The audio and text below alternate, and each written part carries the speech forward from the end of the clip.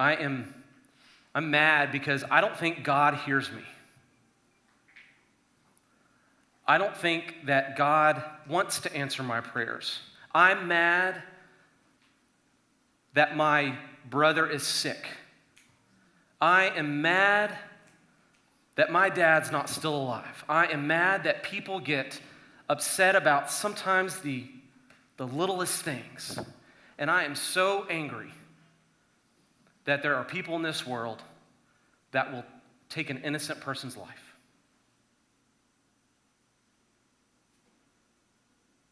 God, I am so angry. And sometimes I feel like you don't hear me. Do you ever pray a prayer like that? Do you ever get a little angry sometimes because you feel like God isn't answering your prayers? I do sometimes. Because sometimes we're experiencing something that we just want God to get us out of. And it makes us question whether or not God is listening to us. And I know in those moments, I go to God and I pray and I'm desperate. And I don't see results. And I just be like, God, I'm sorry, but I just don't get it. And I know many of you in this room have experienced that. Or maybe you're experiencing it right now. But you just put your hands up in just disbelief. And you're just like, God, I'm sorry, but I just don't get it. I don't understand what's happening. Something that's been going on in our household lately is our son Nate. I've got twin boys, and my son Nate, who's 8 years old, is dealing with an immense amount of anxiety, probably more than a lot of adults their entire lifetime will have to deal with. And he's 8 years old. And it's gotten to the point where it's affecting what our family does together, the decisions that we make before we go do something as a family. And it's even gotten to the point where it affects our morning routine, even getting out the door and going to school. You know, when I was 8 years old, my anxiety was, should I cook my Pop-Tart or watch G.I. Joe on TV? Those were the things that I was stressed about. And here's Nate, who is stressed out beyond belief, dealing with this anxiety that he really can't find a way to control. And he's gone to God. He's 8 years old. I'm trying to get him to understand that we have to trust in God. But when he goes and prays with his 8-year-old mind and says, God, please help me through this. Rescue me from this. And he's not seeing any results. And it makes his faith waver a little bit. So we have to have some heart-to-heart talks every once in a while. And he's probably my most faithful and God-trusting kid of all the kids in my family. And I'm thankful for that because he's a good little Christian boy. And he loves Sunday school and he loves church. And somehow he is... he's starting to question that a little bit of like, how come God's not helping me through this? You know, I found myself pleading to God and begging God to help our family through this, to help our family out of this, and to rescue Nate. Sometimes I just want God to just swoop in and save the day. And you know, Nate is he knows everything that there is to know about superheroes. So he knows what it means to swoop in and save the day. And I think that's all he wants. And so I just go to God and I'm like, God, please, I don't get it. I'm sorry, but I just don't get it. So this past week, I've been spending some time reflecting back on some of my own personal times when I was mad and I was angry. Or maybe I thought God wasn't listening. Or maybe I was in that moment to where I just needed help. I needed God to swoop in and save the day. And I don't think that there was one instance where I looked back and thought, yeah, God saved the day. But in those moments, I've realized that I started to bargain with God. I started to try to make a deal with God. God, if you will get me out of this, if you will get me out of the turbulent airplane that I'm in right now, I promise I will fill in the blank. I'm not a great flyer. And I'll just tell you that. There is some chemical imbalance that happens between my brain and my heart and the rest of my body when I'm in an airplane and it starts moving around a little bit. I lose control. And I have found myself bargaining with God. God, if you will just make the turbulence stop. If you will just get me out of this airplane right now, I promise I will be a better Christian. I will stop doing something that is something that you wouldn't want me to do. Maybe it's treating someone poorly, whatever it might be. But I find myself getting into that hole of bargaining with God. And that's just not a good place to be, because that means my trust in God is wavering a little bit. So as I've been reflecting a little bit, I realized that God just never came in and swooped and took care of me and everything was rainbows and butterflies. But what I have realized is that God guided me through that. I'm still here, so obviously I made it through those turbulent airplanes and the other stressful times in my life, whether or not it's the death of a loved one or somebody getting sick or my son Nate dealing with some stressful situations. But I've never experienced everything just being rainbows and butterflies automatically, just immediately like that. But what I've realized looking back is that God guided me through those things. That God didn't rescue me at that moment, but he rescued me over time and guided me through those stressful moments. And as God guides us through those, what I believe that God is doing is God is equipping us. God is preparing us for the next stage of life. And I think about all of the bad things that I've been through. And my level of bad things may be different than your level of bad things. So for me personally, as I think about those times in my life, I really feel that God has been equipping me. God has been preparing me for today, for tomorrow, and beyond. I like to think of myself as an empathizer. Like if someone said, if you were a superhero, who would you be? I would be empathizer, man, and I'd have an E on my chest. An empathizer is someone that gets it, someone that understands, someone that's been in your shoes. Maybe it's you're worried that you're going to fail a class. Maybe you've lost a grandparent, or you have a sick family member. Or maybe you've experienced a great thing come out of something that you've been working towards for years. I feel like I can understand that. So that's why I consider myself an empathizer. And I feel like God has really been calling me to do what I'm doing today. And he's been working on me the whole way through. And I don't think he's done yet. So God called me a long time ago. I felt the call to ministry years ago. Everyone that gets up here, everyone that is called to do something in life has a different call story. And I know that we actually have a Sunday school class going on Sunday mornings called Call Stories. And I think what we realize, Kyle and I shared in Crossville, and at different times people get up and they share their call story, whatever that might be. I like to look at it as a equipping story. God may call us to do something that we're not ready to do just yet.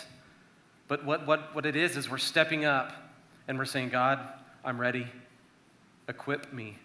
Prepare me. The first week that I took a job in youth ministry at First Methodist Church in Royce City, if you know where that is, way out east. Some doors opened, and so I took a leap of faith. And so my first week of work, I had no clue really what to do. It's kind of scary to think about. And so I called up Marcus George. I said, Marcus, I need some help. And Marcus was on staff at First Garland at the time before he worked here. And so I went and visited him, and he showed me some stuff, and I was like, all right, I'm feeling a little better about this. I called John Baldwin. Baldwin, I need your help. And I called my youth pastor. And so there's these people that have been put in my life to equip me. They have been the vehicle that God used in that moment. So all these years, God has been preparing me, has been equipping me. And sometimes that just happens to be in the form of a life experience. So in a minute, we're going to look at chapter 13 in Psalms, but to kind of give you a background on it, we're going to be looking at a journal entry from David. Everyone familiar with David in the Old Testament? David was just like us. He was an overachieving middle schooler. He was a bully takedowner. He stole somebody's girlfriend. He was a mess, just like us. I think about the things I was really good at in middle school and it really didn't turn into much. That's David. That's who we're talking about here. And David was all over the place. But David was a guy who loved God, but was absolutely imperfect. David was someone who loved God. He loved God so much, but he was absolutely imperfect, just like us. How many of you in here have a journal or a diary? A journal of some sort? Any journalers? Okay, we've got a couple. Okay. Maybe you've journaled at some point in your life. Maybe you've been at a camp and you journaled for a couple of days and you go home and it just gets put on a bookshelf. That's all right.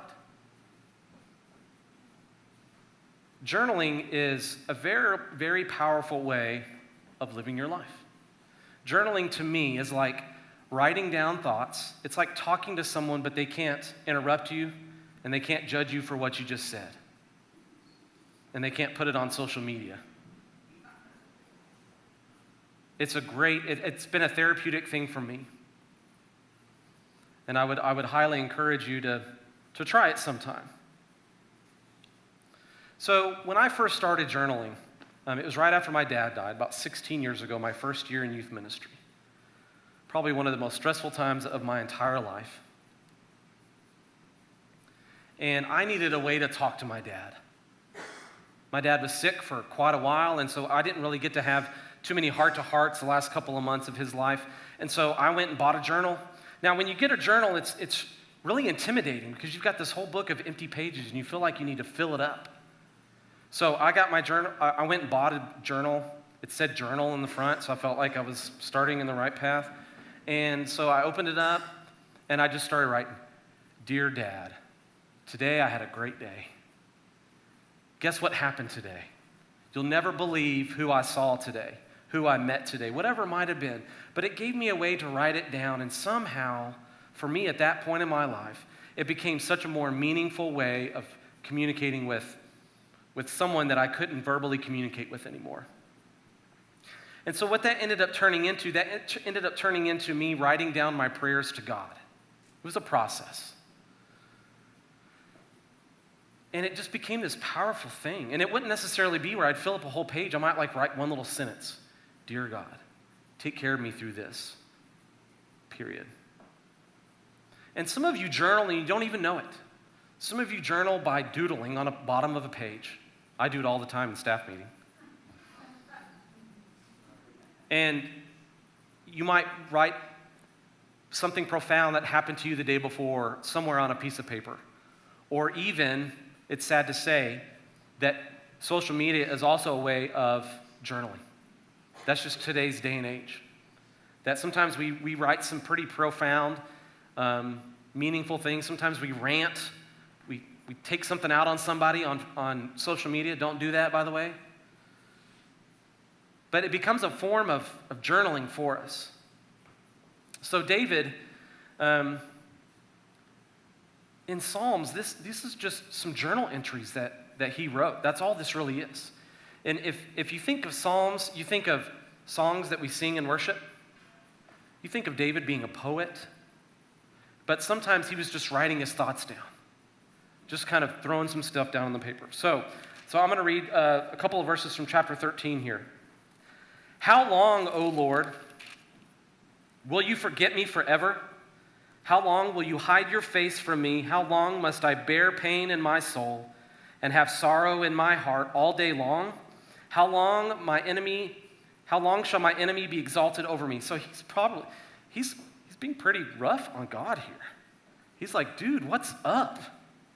And he's just so frustrated with what's happening in his life right then that he's like, "God, come on, I need you to show your face. I'm getting real fed up here." It's pretty bold of him to do that. He continues here in verse 3, "Consider and answer me, O Lord my God. Give light to my eyes, or I will sleep the sleep of death, and my enemy will say, I have prevailed. My foes will rejoice because I am shaken." So he's pretty much saying, God, come on. If you don't help me right here, I'm going to take my last breath and die. So he's bargaining, kind of what we were talking about a minute ago. He's gone to God and said, God, I need you to show your face. I need you to show up. I need you to be present right now, or I'm gonna die. But something very interesting happens between verse 4 and verse 5. And I don't know what the time frame on this is. If it's a week, like if he put his journal down or his clay tablet, whatever it was, if he put it down and then came back to it a week later, or it could have been 2 minutes later. But it says this. So he went from saying, God, if you don't show up, I'm going to die, to this. But I trusted in your steadfast love. My heart shall rejoice in your salvation. I will sing to the Lord because he has dealt bountifully with me. So he went from saying, come on, God, bring it. I want to see you. Quit hiding from me, to being, you know what, I trust you. I'm going to sing and I'm going to rejoice. And I'm not sure what happened there. If maybe he just realized, if he just took a step back and was like, okay, God, I'm sorry, but I just don't get it. And something happened. He took a deep breath. Maybe he stopped and he said a prayer. And then that journal entry turned into, God, thank you. Now I get it. So my hope for you tonight and for this week and beyond is for you to stop a minute when you're experiencing that moment, when you feel like all you've got left in you is, God, I'm sorry, but I just don't get it. To take a deep breath and to pray and to remember that, God, that we stand up in this room and we rejoice and we sing and that we trust, and that I'm sorry, God, I just don't get it turns into, God, thank you. Now I get it. In the name of the Father, and of the Son, and of the Holy Spirit, let's pray.